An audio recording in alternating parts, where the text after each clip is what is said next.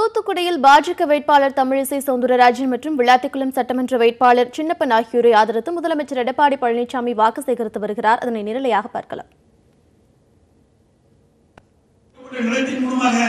இங்கே ஏற்றுமதி இறக்குமதி செய்கின்ற ஏழைக்கு தொழிலதிபர் வந்து செல்வதற்கு வசதியாக இந்த விரிவாக்கத்திற்கு தேவையான நிலத்தையும் அம்மாவுடைய அரசு தான் வழங்கியது என்பதை இந்த நேரத்தில் தெரிவித்து அதோட 6 உட்பிரிவுகளாக இருந்த சமுதாயத்தை ஒன்றிணைத்து தேவேந்திர குழு வேளாளர் என அழைக்கப்படுவதற்கு குழு அமைக்கப்பட்டுள்ளது.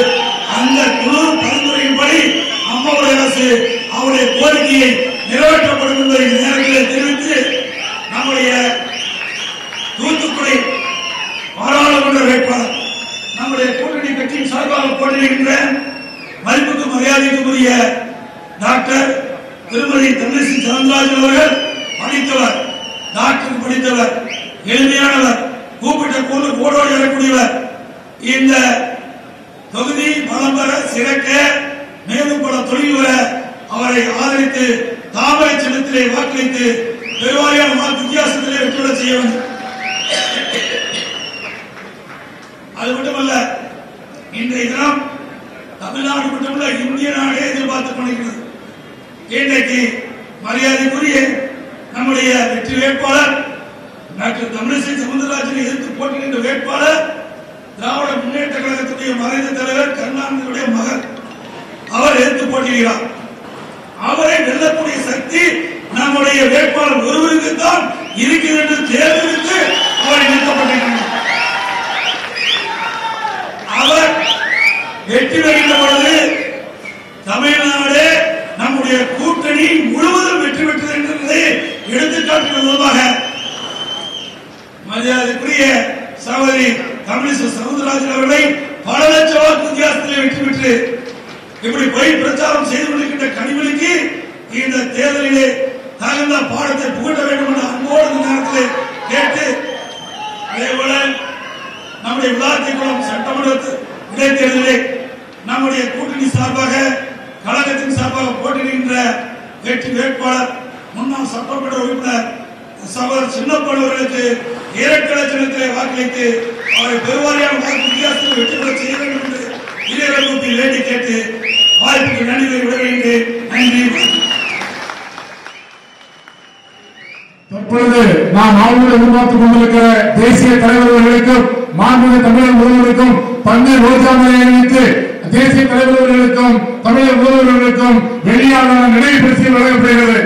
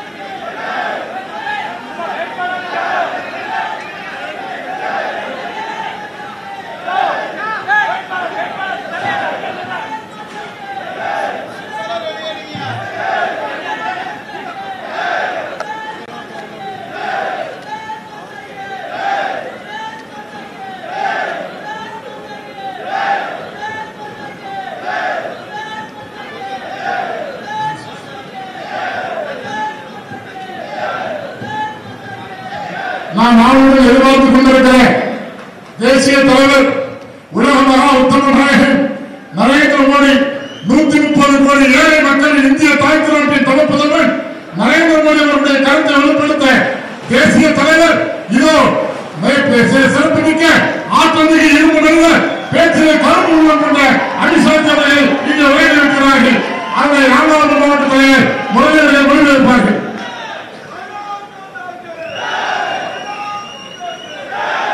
मेरे साथ बोलिए, भारत माता की। आज एनडीए की सभा में मंच पर उपस्थित तमिलनाडु के मुख्यमंत्री इडप्पाडी पलानीसामी जी, हमारी ये सीट की प्रत्याशी और प्रदेश भारतीय जनता पार्टी की अध्यक्षा डॉक्टर तमिलसाई जी, टीडीएमके के जिला मंत्री षणमुगम नाथ जी, ई मुरुगन जी, मंच पर बैठे हुए एनडीए के सारे साथीगण और आज एडीएमके, पीएमके, डीएमडीके, टीएमसी के, एसएमपी के और बाकी सारी पार्टियों के मंच पर बैठे हुए नेतागण और आज इस विराट सभा में आए हुए प्यारे भाई और बहन, இந்த மேடையிலே அமர்ந்திருக்கக்கூடிய தமிழக முதல்வர் அருமை சகோதரர் எடப்பாடி பழனிசாமி அவர்களே, பாரதிய ஜனதா கட்சியின் மாநில தலைவர், இந்த பாராளுமன்றத்துடைய வேட்பாளர் அருமை சகோதரி தமிழிசை சவுந்தரராஜன் மற்றும் இந்த பகுதியுடைய மந்திரி சண்முகநாதன், மேலும் தேசிய ஜனநாயக கூட்டணியை சார்ந்த தலைவர்கள் அத்தனை பேருக்கும் முதற்கண் வணக்கத்தை தெரிவித்துக் கொள்வதோடு இங்கே மிகப்பெரிய அளவிலே கூடியிருக்கும் உங்களை வணங்கி எனது பேச்சை ஆரம்பிக்கிறேன். मित्रों, में मेरे भाषण की शुरुआत भारत रत्न महान एमजी रामचंद्रन की स्मृति को याद कर करना चाहता हूं. நான் எனது பேச்சை பாரத ரத்னா புரட்சித் தலைவர் டாக்டர் எம்ஜிஆர் அவர்களை நினைத்து இங்கே ஆரம்பிக்கிறேன். मैं आज इस मंच पर से पूरे देश में गरीबों के लिए राज्य कैसे चल सकता है उसका उदाहरण रखने वाली महान जयललिता को भी याद कर मेरी बात की शुरुआत करना चाहता हूं. இந்த மேடையின் வாயிலாக இந்தியாவுள்ள அனைத்து பகுதிகளுக்கும் ஒரு தகவலை நான் தெரிவித்துக் கொள்கிறேன். இந்த தமிழகத்திலே ஏழை மக்களுக்காக மிகவும் பாடுபட்ட மதிப்புக்கு மரியாதைக்குரிய டாக்டர் புரட்சித் தலைவர் அவர்களுடைய பாடுபட்ட நிகழ்ச்சியை சொல்லி இந்த நாடு முழுவதும் தெரிவித்து நான் என் உரையை ஆரம்பிக்கிறேன். आज मैं जब तमिलनाडु में आया हूं, पुलवामा हमले में तमिलनाडु के 2 वीर जवान सुब्रमण्यम जी जो तूतुकुड़ी के ही थे और श्री शिवाचंद्रन, दोनों को याद कर मेरी बात को शुरू करना चाहता हूं. நான் இந்த மேடையிலே தொடர்வதற்கு முன்பு புல்வாமா தாக்குதலில் இறந்த தமிழகத்தைச் சேர்ந்த அந்த இன்னுரை தந்த அந்த வீரர்களை நினைத்து திருமிகு சுப்பிரமணியன் அவர்களையும் திருமிகு சிவச்சந்திரன் அவர்களையும் நினைத்து இந்த கூட்டத்தை ஆரம்பிக்கிறேன். और वीरता से अपने अद्भुत साहस से पाकिस्तान के F-16 विमान को गिराने वाले तमिलनाडु के ही सुपुत्र कमांडर अभिनंदन को भी मैं आज बधाई देना चाहता हूं. மேலும் அது மட்டுமில்லாமல் பாகிஸ்தானை சார்ந்த மிகவும் அதி அற்புத விமானமாகிய F-16 என்று சொல்லக்கூடிய அந்த விமானத்தை வீழ்த்திய தமிழகத்தை சார்ந்த அபிநந்தன் அவர்களை நினைத்து இந்த கூட்டத்தை ஆரம்பிக்கிறேன். और अंत में तूतुकुड़ी के देवता भगवान मुरुगन को 2 हाथ जोड़कर प्रणाम कर मैं अपनी बात शुरू करना चाहता हूं. இறுதியாக இந்த மக்களுடைய தெய்வமாக இருக்கக்கூடிய நமது மதிப்பு நாம் அனைவரும் வழங்கக்கூடிய முருகனை நினைத்து இந்த கூட்டத்தை நான் தொடங்குகிறேன். ये मोतियों के शहर तूतुकुड़ी से हमने हमारी प्रदेश अध्यक्षा श्रीमती तमिलसाई जी को एनडीए के सभी दलों की ओर से नामांकन कराकर आपके आशीर्वाद के साथ सामने मैं आपके सामने प्रस्तुत करना चाहता हूं. எங்களது மாநில தலைவர் டாக்டர் தமிழிசை சவுந்தரராஜன் அவர்களை தேசிய ஜனநாயக கூட்டணியின் வேட்பாளர்களாக இங்கே அனைவரும் கூடி இங்கே நிறுத்தி இருக்கிறோம். உங்கள் அனைவருடைய ஆசீர்வாதம் அவர்களுக்கு இருக்க வேண்டும் என்று கூறி எனது உரையை ஆரம்பிக்கிறேன். मित्रों, आज मैं तमिलनाडु की जनता को हमारे नेता नरेंद्र मोदी जी के ओर से आश्वस्त करना चाहता हूं कि 5 साल हमने जो सरकार चलाई है उसी तरह अगले 5 साल भी एनडीए की सरकार महान एमजी रामचंद्रन और महान जयललिता की तरह गरीबों के कल्याण को समर्पित रहेगी और उसी तरह से गरीब कल्याण के लिए भारतीय जनता पार्टी की सरकार काम करती रहेगी। நான் இந்த சந்தர்ப்பத்திலே கடந்த 5 வருடங்களாக பாரத பிரதமர் நரேந்திர மோடி அவர்கள் தலைமையிலே எப்படி மறைந்த முதல்வர் டாக்டர் எம்ஜிஆர் அவர்களும் மறைந்த முதல்வர் திருமதி ஜெயலலிதா அவர்களுடைய ஆசீர்வாதத்துடன் அவர்கள் எப்படி ஏழைகளுக்காக கட்டப்பட்டாரோ அதே போன்று மீண்டும் 5 வருடம் ஏழைகளுக்கான ஆட்சியாக இந்த ஆட்சி இருக்கும் என்று இந்த சமயத்தில் உறுதி கூறுகிறேன்। गत चुनाव में हमारा किसी से समझौता नहीं था, एनडीए यहां बना नहीं था। यहां से एक ही सांसद चुनकर आए, हमारे नेता पवन राधाकृष्णन जी चुनकर आए कन्याकुमारी से।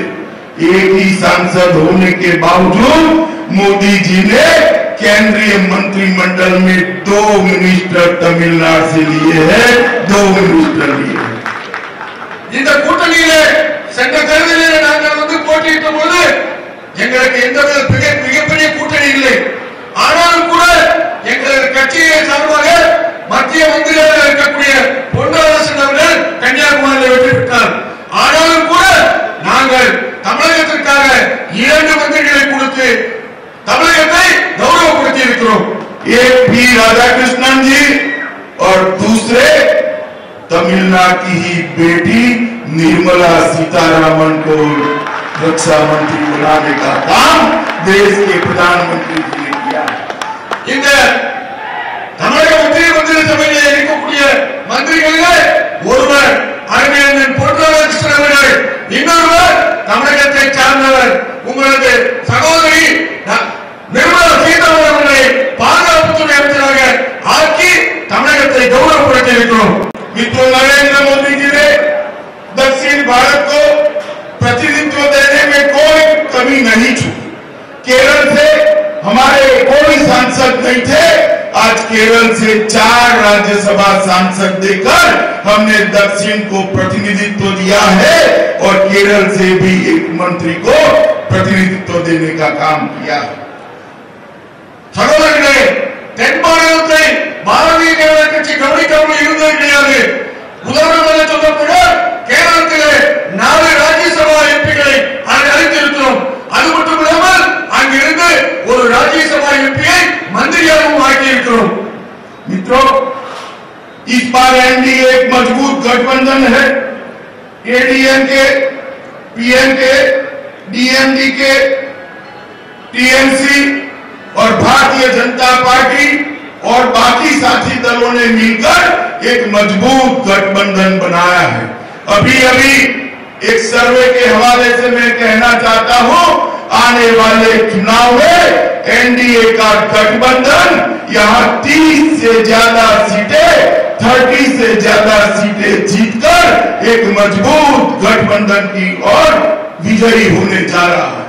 இந்த சமயத்திலே தேசிய ஜனநாயக கூட்டணியிலே அனைத்து இந்திய அண்ணா திராவிட முன்னேற்ற கழகம், தேசிய திராவிட முன்னேற்ற கழகம், மனித உரிமை காக்கும் கட்சி, தமாக, புதிய தமிழகம், மூவேந்தர் முன்னேற்ற கழகம், சமத்துவ மக்கள் கட்சி, தமிழக மக்கள் முன்னேற்ற கழகம் உள்ளிட்ட அனைத்து கட்சிகளையும் சேர்த்து மிகப்பெரிய ஒரு கூட்டணி அமைச்சிருக்கிறோம்।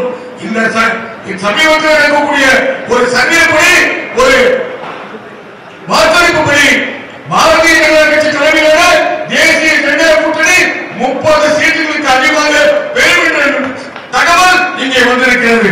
मित्रों, देश भर में जहां पर भी जाए, कश्मीर से कन्याकुमारी और आसाम से गुजरात तक पूरे देश की जनता मोदी जी को प्रधानमंत्री बनाना चाहती है। காஷ்மீரிலிருந்து கன்னியாகுமரி வரை அனைத்து மக்களும் நரேந்திர மோடி அவர்களை பிரதமராக்க வேண்டும் என்று விரும்புகிறார்கள்।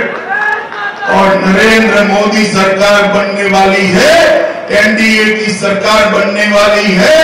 मैं हमारे तमिलनाडु के मुख्यमंत्री को आश्वासन देना चाहता हूं, नई एनडीए की सरकार तमिलनाडु के मुख्यमंत्री के साथ तमिलनाडु के विकास के लिए चट्टान की तरह खड़ी रहेगी और तमिलनाडु के विकास के लिए दिल्ली की सरकार जितना हो पड़े वो सभी करने के लिए तैयार रहेगी।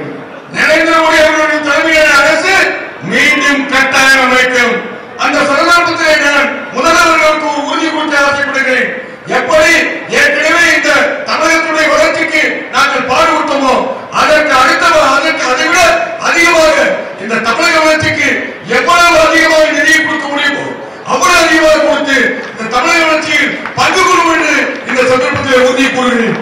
मित्रों, यहाँ से डीएमके ने कनी मोदी जी को प्रत्याशी बनाया है. डीएमके के पास श्रीमान राजा, श्रीमती कनी मोदी, कार्ति चिदंबरम, सारे कैंडिडेट एक से एक भ्रष्टाचार के आरोप में घिरे हुए भ्रष्टाचार. திராவிட முன்னேற்ற கழகத்தை சார்ந்த கனிமொழியை நிறுத்திருக்கிறார்கள், திராவிட முன்னேற்ற கழகத்தை சார்ந்த ராஜாவை நிறுத்திருக்கிறார்கள், காங்கிரஸை சார்ந்த கார்த்திக் சிதம்பரத்தை நிறுத்தியிருக்கிறார்கள். இவர்கள் அத்தனை பேருமே ஊழல்வாதிகள். ஊழலுக்காக இவர்கள் மீது வழக்குகள் தொடக்கப்பட்டிருக்கிறது. இன்றைக்கு பெயிலே இருக்கிறார்கள். 12 लाख करोड़ रुपए के घपले घोटाले भ्रष्टाचार करने वाली यूपीए को कोई अधिकार नहीं है देश पर शासन करने का. ஐக்கிய ஜனதா கூட்டணி ஏறத்தாழ 12 லட்சம் கோடி ரூபாய்களை கொள்ளையடித்திருக்கிறது. सिर्फ ये लोकसभा नहीं, आने वाली विधानसभा के अंदर भी फिर से एनडीए का गठबंधन प्रचंड बहुमत के साथ तमिलनाडु के अंदर विजयी होने वाला है. வெறுமனே இந்த பாராளுமன்ற தேர்தல் மட்டுமல்ல, வரக்கூடிய சட்டமன்ற தேர்தலிலும் எதிர்க்கட்சிகளை காணாமல் செய்து தேசிய ஜனதா கூட்டணி அரசு மிகப்பெரிய பெரும்பான்மையை அமைக்கும் என்பது உறுதியுடன் தெரிவித்துக் கொள்கிறேன். आज भारतीय जनता पार्टी ने, एनडीए ने यही भूमि की बेटी तमिलसाई जी को मैदान में उतारा है. हमारे साथ कदमपुर राज तमिलनाडु के मंत्री सन्मुखनाथम जी, एडीएमके के जिला सचिव और सारी पार्टियों के नेता तमिलसाई के विजय को सुनिश्चित करने के लिए तैयार है. मुझे भरोसा है तूतीकोड़ी की जनता तमिलसाई जी को प्रचंड बहुमत के साथ विजयी बनाने जा रही है. இந்த மண்ணின் மகள் டாக்டர் தமிழிசை சவுந்தரராஜனை நாங்கள் நிப்பாட்டி இருக்கிறோம். இந்த மண்ணினுடைய அமைச்சர் கடம்பூர் ஜெகநாதன் அவர்களும் சண்முகநாதன் அவர்களும் மற்றும் கூட்டணி கட்சியினரும் அவருடைய வெற்றிக்காக நிச்சயம் பாடுபடுவார்கள் என்ற நம்பிக்கை எனக்கு இருக்கிறது.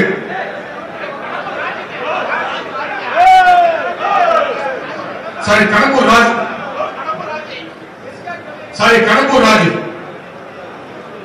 भाई, थोड़ी ट्रांसलेशन की गड़बड़ होगी, आप चिंता मत करिए. मैं सारे नेताओं का सम्मान करने वाला व्यक्ति हूँ. முடிவெடுப்ப கொஞ்சம் தடுமாற்றம் ஏற்பட்டது. ஆனா நான் எல்லா தலைவர்களும் மதிக்கக்கூடிய என்பதை உங்கள் மத்தியிலே தெரிவித்துக் கொள்கிறேன். मेरे मन में सारे नेताओं के लिए बहुत सम्मान है. सारे साथी हमारे महत्वपूर्ण साथी हैं. இந்த மேடையில் இருக்கக்கூடிய அனைத்து தலைவர்களும் எனது இதயத்தில் இருக்கிறவர்கள். அவர்களுக்கு மிகுந்த மரியாதையை நான் வைத்திருக்கிறேன். मित्रों, अभी पुलवामा पर पाकिस्तान के आतंकवादियों ने हमला किया. हमारे 40 जवान शहीद हो गए. तमिलनाडु के भी 2 वीर जवान शहीद हो गए. புல்வாமாவில் இருந்த தாக்கியது 40 பேர் இறந்திருக்கிறார்கள். அதில் தமிழகத்தை சேர்ந்த 2 பேர் இறந்திருக்கிறார்கள்.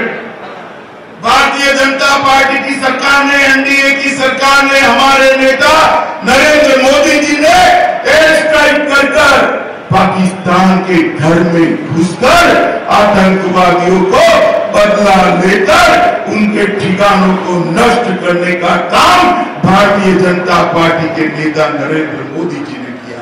पुलवामा पाकिस्तान தாக்குதலை கண்டித்து பாரதிய ஜனதா கட்சி தலைமையிலான தேசிய ஜனதா கூட்டணி தலைமையிலான நரேந்திர மோடி அரசு அங்கே பாகிஸ்தானில் விமான தாக்குதல் மூலமாக எந்த தீவிரவாதி இந்த நாட்டின் மீது தாக்குதல் தொடுத்தாலும் அந்த தீவிரவாத முகத்தை அப்படியே அழைத்து விட்டு வந்திருக்கிறோம் என்பதை இந்த சந்தர்ப்பத்தில் தெரிவித்துக் கொள்கிறேன். और मित्रों, एक और हमने एयर स्ट्राइक कर देश को सुरक्षित किया. दूसरी ओर कांग्रेस और डीएमके के नेता कहते हैं पाकिस्तान से बातचीत करो. நாம் விமான தாக்குதல் மூலமாக அவருடைய தீவிரவாத முகத்தை அழைத்திருக்கிறோம். அந்த நாட்டுக்கு எச்சரிக்கை விடுத்துக் கொண்டிருக்கிறோம். ஆனால் திராவிட முன்னேற்ற கழகமும் சரி, காங்கிரசும் சரி, பாகிஸ்தான் தன்னோட பேச்சுவார்த்தை நடத்துன்னு சொல்லிட்டு இருக்காங்க.